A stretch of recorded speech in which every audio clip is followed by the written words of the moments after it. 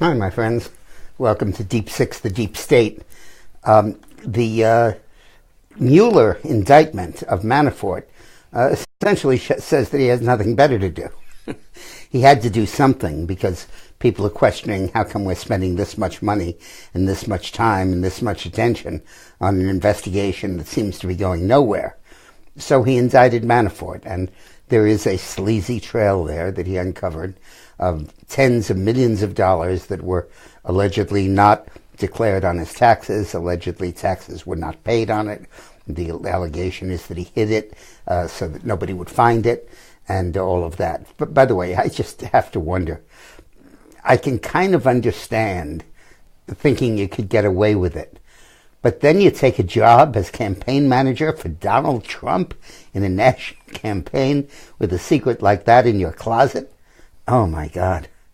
Anyway, poor Manafort has really had it. But these charges have nothing to do with Trump, nothing whatever. The felony in question took place long before Trump hired him. It ended before he started his work with Trump.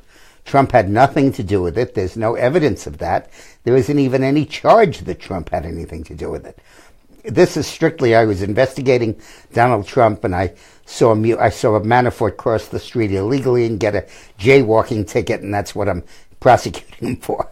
It's got nothing to do with his original mandate. And the fact that he had to go this far to do it shows how irrelevant his mandate is. He is investigating something that never happened and something that's not there. And therefore, he continuously comes up empty. Now, while he came up empty on this one, he hit real pay dirt in the indictment of George Papadopoulos. Boy, this is the mastermind of this whole conspiracy.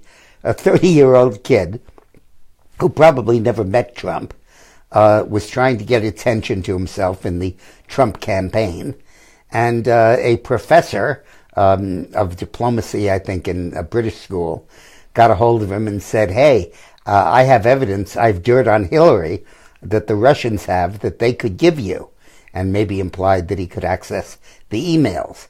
And Papadopoulos was thrilled. This was the chance of a lifetime to get attention and to have people know that he was alive. So he emailed a whole bunch of people in the Trump campaign, very excited. And they probably wrote back, yeah, if there's anything there, go look for it. But that is not evidence of collusion at the highest levels. The kid was indicted because he lied about his meeting with the professor. Shouldn't have done that. He's gotten in real trouble.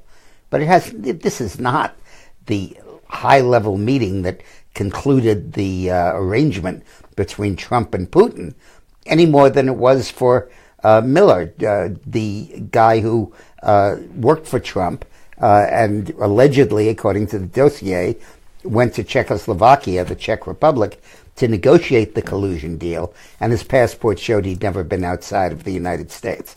So, I mean, this is all absolute fantasy, and what he's attempting to do is to have us believe that this 30-year-old was somehow integral to the conspiracy, indeed the initiator of it, that the Russians chose him as a target and that he proposed it, and nobody believes he ever met with the Russians, and there was no evidence of anything flowing from that meeting, but nevertheless it involved Russia. So of course Mueller pounced. Now, while all of this just goes to show that he has nothing. He's coming up with nothing. He's got no evidence. He's got no case. He's got no events. He's got this huge staff, this embarrassing amount of national publicity and attention, and he's got absolutely nothing to show for it because there is nothing there. I am completely confident that if he squeezes Paul Manafort to get everything Manafort knows, that Manafort will tell him everything he wants to know, but that none of it will relate to Donald Trump colluding with Russia. It never happened. So Manafort didn't know about it because it never went on.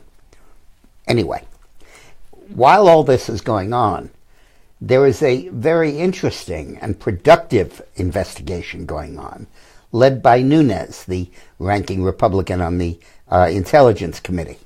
And Nunes, whose investigation has been scorned in part because he was hobbled by a phony ethics charge in relating to the unmasking, that he solicited information without telling his Democratic colleague on the committee, just sent in to harass him and stumble him. But he has persevered, Nunes, and he's come up with some very important things.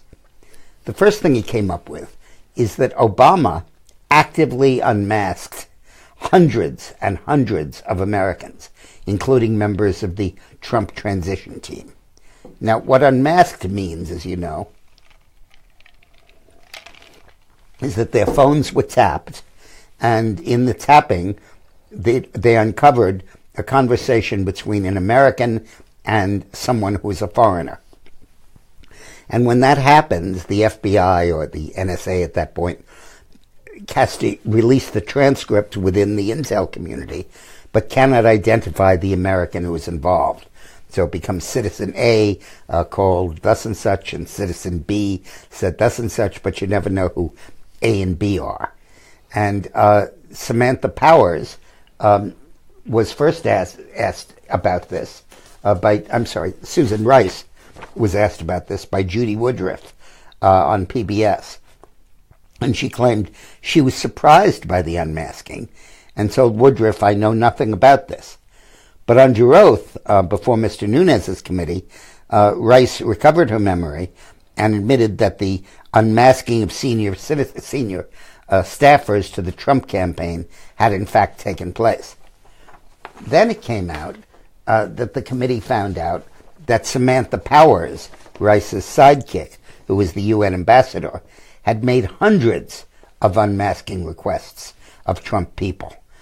During Powers' appearance before the committee, she oddly claimed others were doing much of the asking, even though her name was on the request. Well, that's interesting. That's kind of like Steele, the British agent, saying that the dossier was based on material supplied by others. Well, who were they? And who was doing the asking? Was it the FBI? Was it partisan figures in the Obama administration? Was it the Clinton campaign?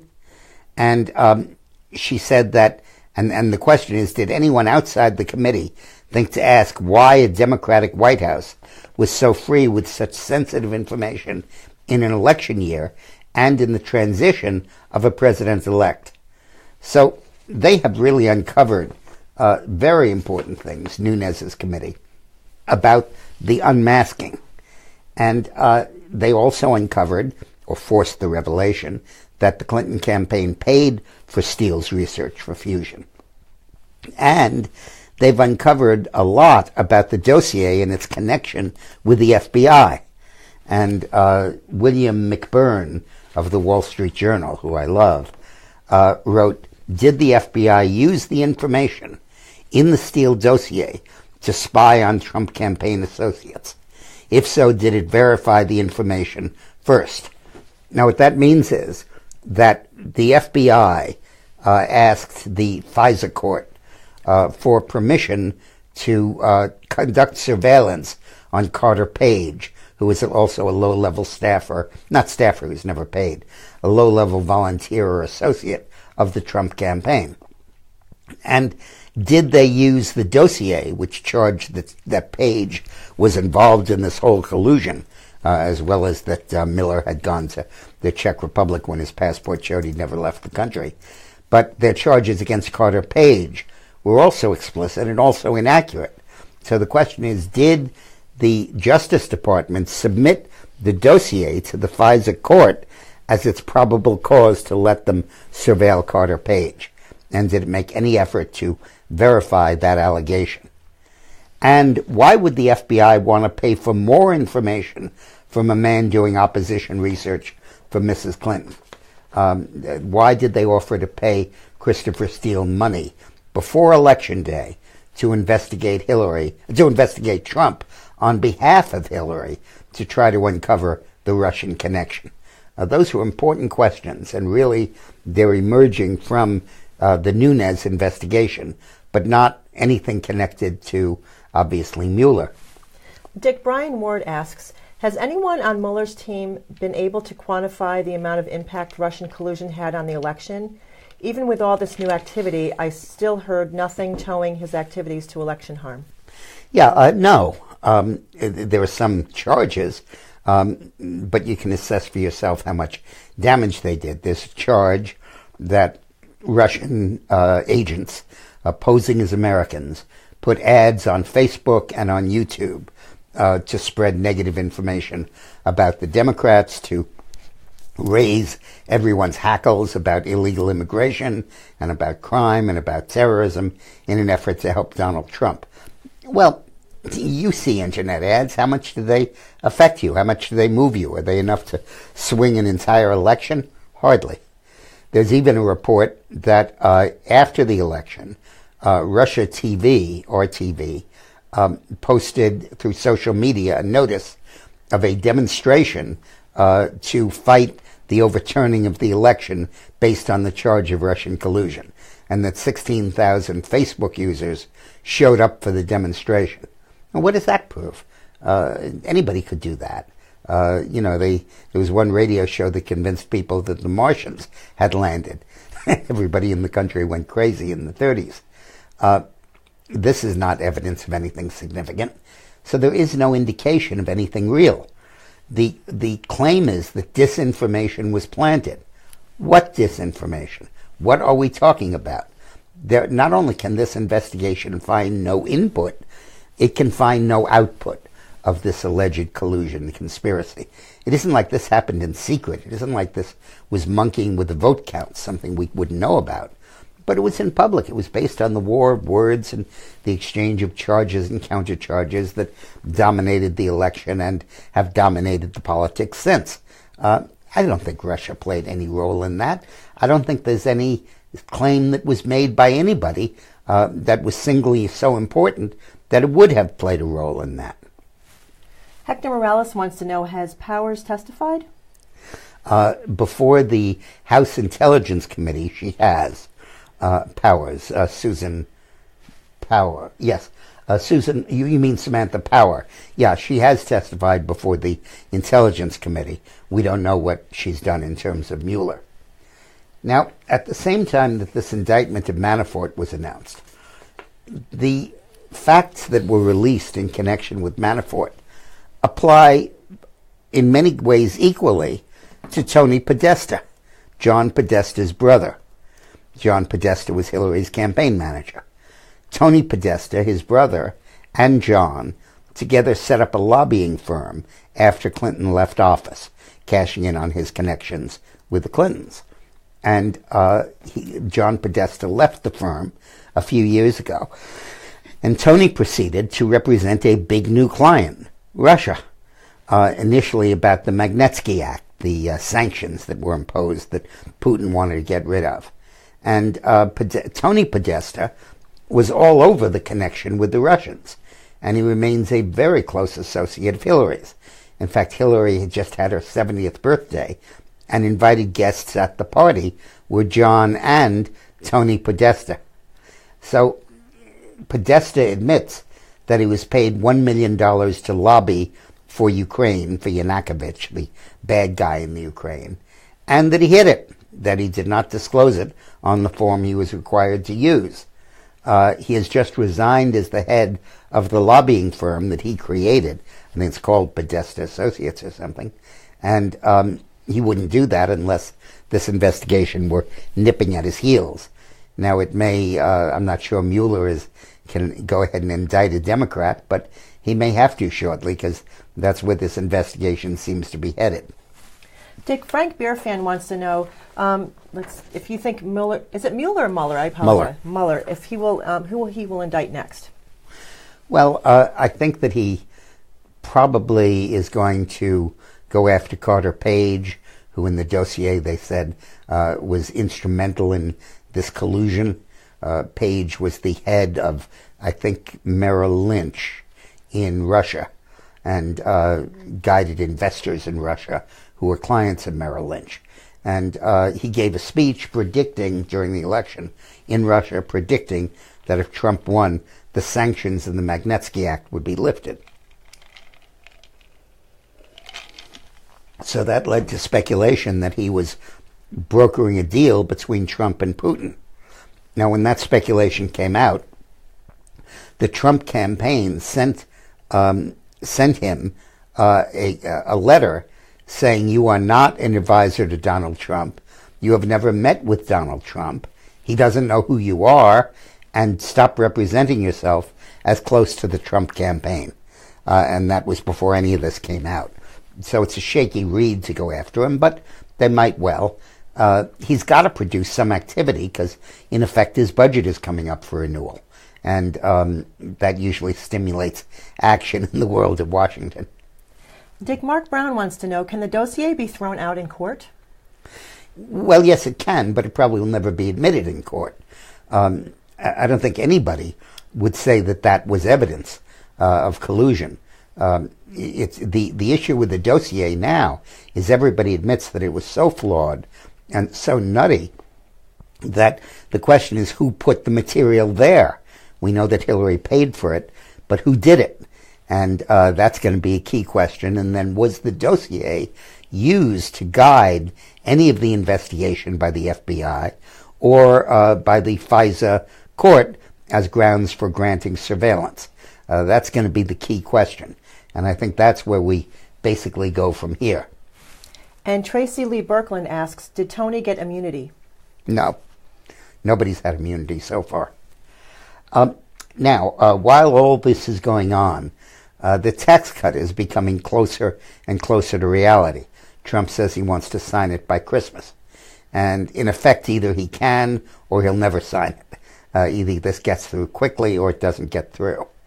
There are, as you know, 52 Republican senators, and we can only afford to lose two of them. If we lose a third one, we're cooked. And Ron Paul, who always votes against anything the administration wants and always blocks anything, no matter how constructive, is going to vote no. If you live in Kentucky, please do the world a favor and don't re-elect this guy. Anyway, so he's equally obstructionist to good things and bad things. And he gets reelected by talking about how he obstructs bad things, but nobody points out that he also obstructs anything good that's happening. He just is a routine, everyday vote no on everything. Really constructive. And like a clock, he's right twice a day.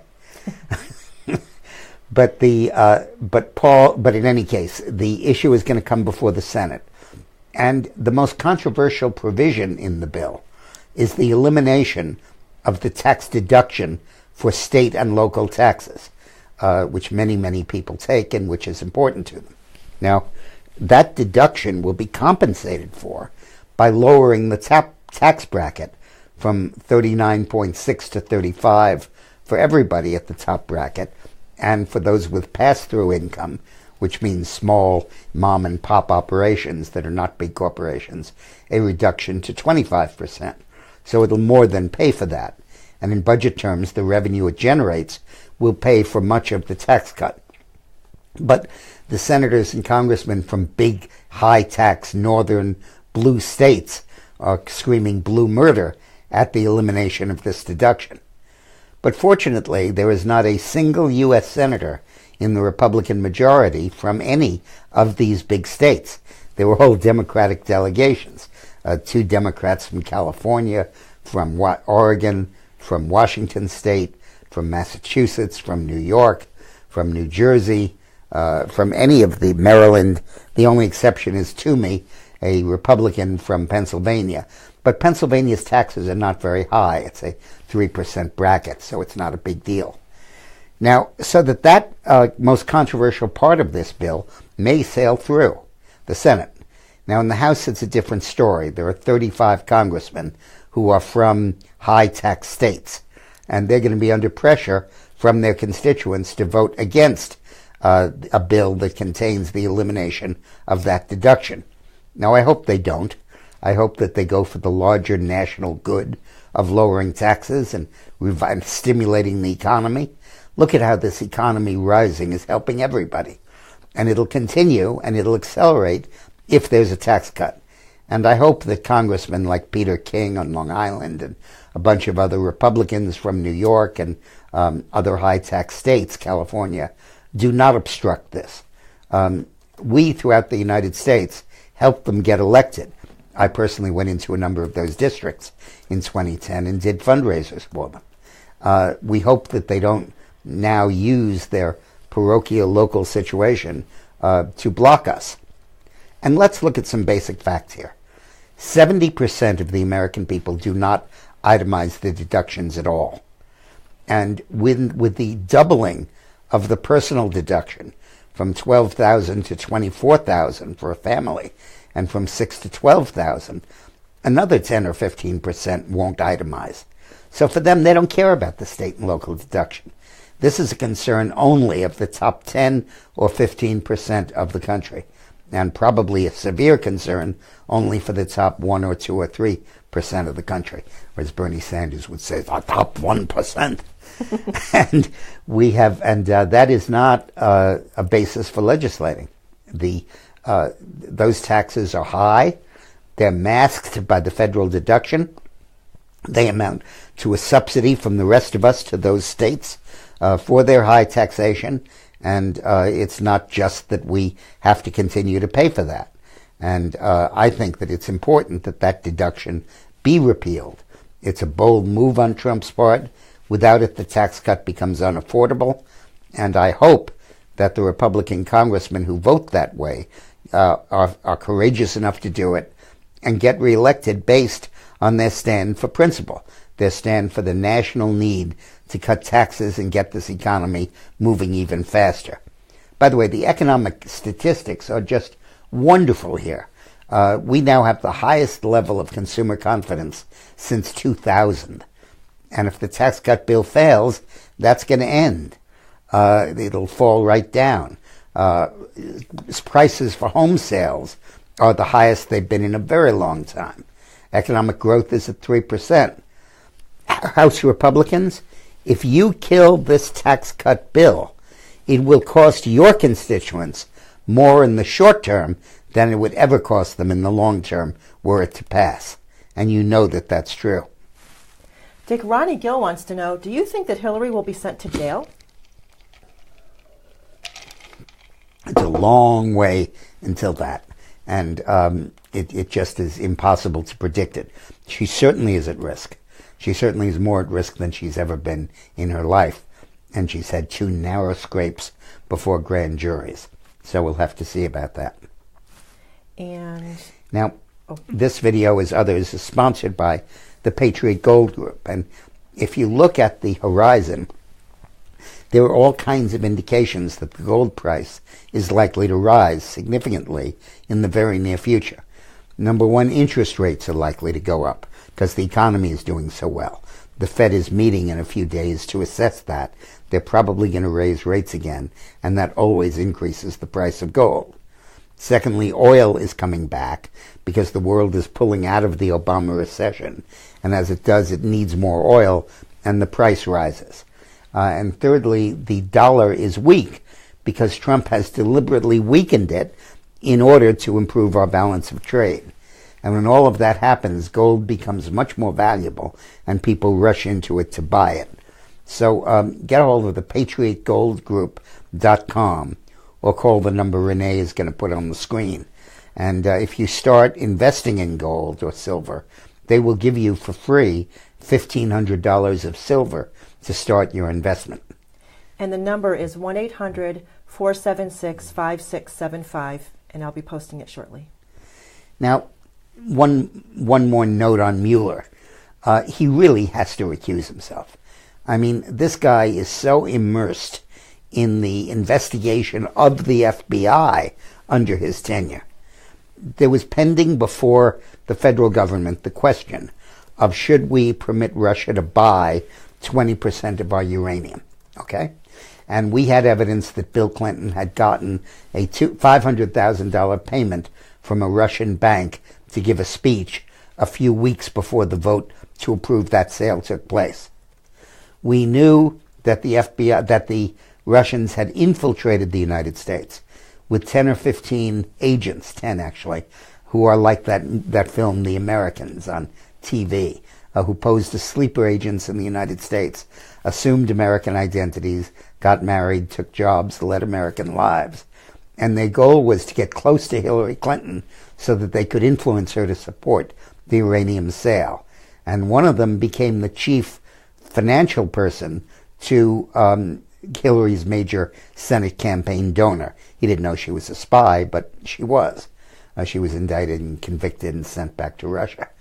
And the FBI uncovered 6 years of Russian bribery and extortion attempts to try to win the uranium sale at a political level and at the ground level in the mines and the industrial working.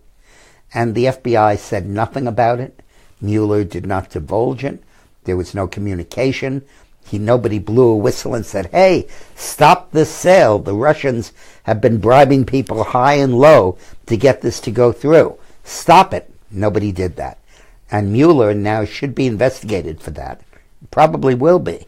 And should recuse himself from this investigation. So go to dickmorris.com, the link that Renee is posting on the site, and sign a petition for Mueller to recuse himself. I'll post that petition on the top of the heading when we're done, and people can go right to it. Click on the link. You hear that?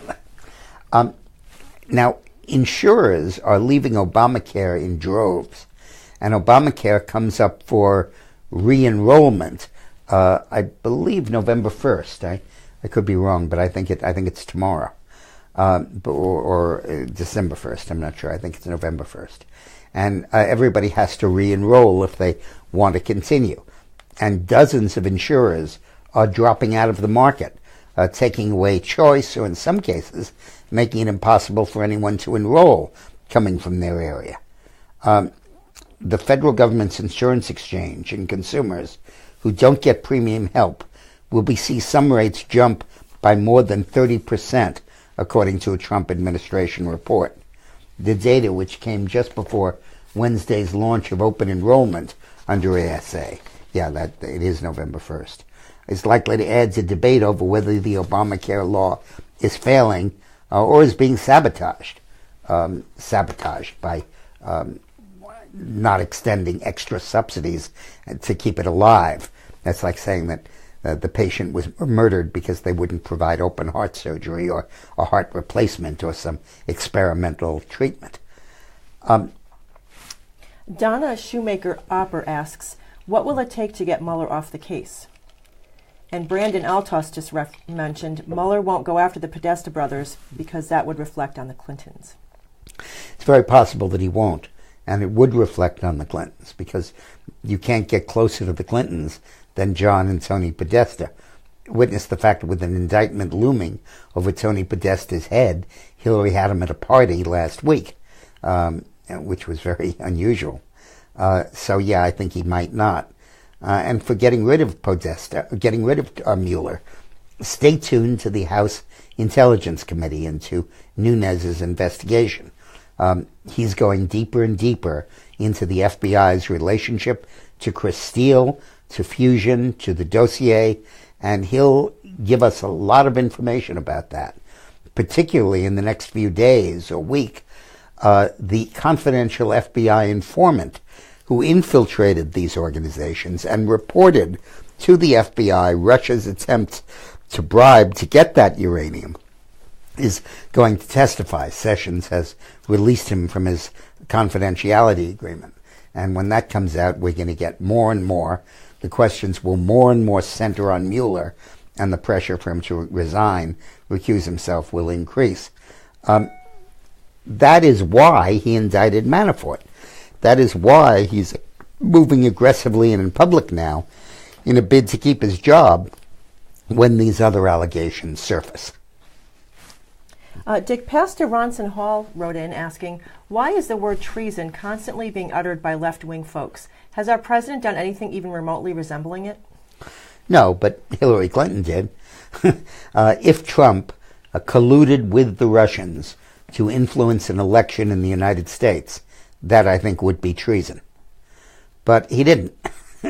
And if Hillary and Bill Clinton accepted bribes from the Russians to sell key strategic materials like uranium mines to the Russians, that would also be treason. And so sometimes it's real, sometimes it's just a highfalutin and fanciful allegation. Now, there was a massive catastrophe in North Korea yesterday. A tunnel that had bored into a mountainside where they had conducted many of their nuclear tests collapsed, and 100 people were killed in the collapse, and 100 more were killed trying to rescue the first 100. That's because the nuclear tests so weakened the mountain and weakened the tunnel that it collapsed. And that may involve the spread of radioactive material, just like Chernobyl did, and just like, I think Fujikamo, I forget the name of the Japanese nuclear plant, just like that released a cloud of radiation. And it would be very just if it goes over China and they have to pay for their complicity with North Korea in turning a blind eye toward its acquisition of nuclear weapons. Dick, Patrick Rose asks, when will Mueller go after the Clinton Foundation? Mueller won't ever do that. He's too close to the Clintons and too much in the tank to the Democratic Party. But if the investigation of Nunes's committee leads to an investigation of the FBI, it will be natural in that investigation to investigate the Uranium One deal, why Mueller didn't talk about that in public when the sale was going through, the Clinton Foundation and why the FBI and Justice Department never investigated that, the Hillary's emails and why Comey pronounced a bill of health for Hillary before she testified and before he'd heard all of the evidence. All of that stuff will then likely come out, and that's when we'll really get at the truth of these situations. Dick, Doreen Reynolds asks, what would be your plan to get the Clintons? Well, just what's happening. We just need to take the evidence as Nunes is pursuing it. She has tremendous vulnerability now that it turns out that her campaign paid for the dossier, now that it turns out that she was the object of a Russian espionage plot to get her to vote to sell the uranium, and then she voted to sell the uranium after she got a $500,000 bribe from the Russians. Now, people will say she didn't get it, Bill got it. But then they have a joint checking account, and that it wasn't a bribe, it was a speaking fee. Yeah? And that it wasn't the Kremlin, it was a Russian bank. The Kremlin controlled the Russian bank. So I repeat, she took a $500,000 bribe from the Russians to vote for this uranium deal. And I think the investigations of that pose a very serious threat to Bill and Hillary Clinton. Rob Costello asks, has anyone considered that Podesta may have worn a wire when he met with Hillary last week? It's possible. Possible. I doubt it, but it's possible. I don't know if Hillary routinely pats people down when they come in. She never had to pat me down, but that was earlier. Now, listen, if you're looking for a good Christmas present, I would suggest you give a copy of Rogue Spooks, my book about the intelligence community and the attempt to oust Donald Trump to frame this whole thing.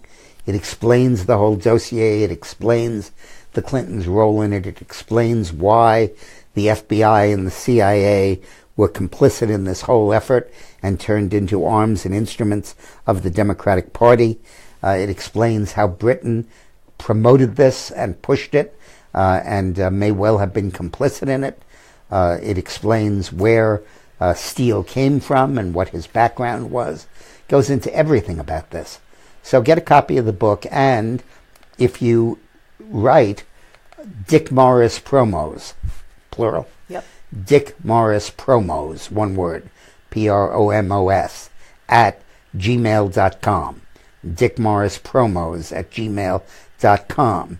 I will send you a signed bookplate for the object of your affections, the person you're giving the gift to, and I'll be happy to add Merry Christmas, Bob, or Happy Thanksgiving, Joe, or whatever else you want. So please do that. I think it might be a neat gift to give. Amy Cutler writes in light of Benghazi news today, we caught a militant. What happened to Trey Gowdy's promise to the 4 families justice will be served? Benghazi just forgotten like all the other investigations? Yeah, I think that Benghazi, well, it's not forgotten. It's been stonewalled. And the investigation ground to a halt. Now, I played a role in uncovering a fact that came out about a month ago on the Tucker Carlson show, that there was a contracting firm that was sent in to Benghazi to take over from the guards that were there a few days before the raid. Now, they hadn't arrived yet, and the old guards were there, and that's what made the takeover of the compound so easy. And Hillary and her people were the cause of the delay in these new guards coming. They were the people who originally chose the firm to guard them that was heavily infiltrated by Al-Qaeda, and told the guards as they were arriving that they must not be armed, so that they had wooden batons to face machine guns.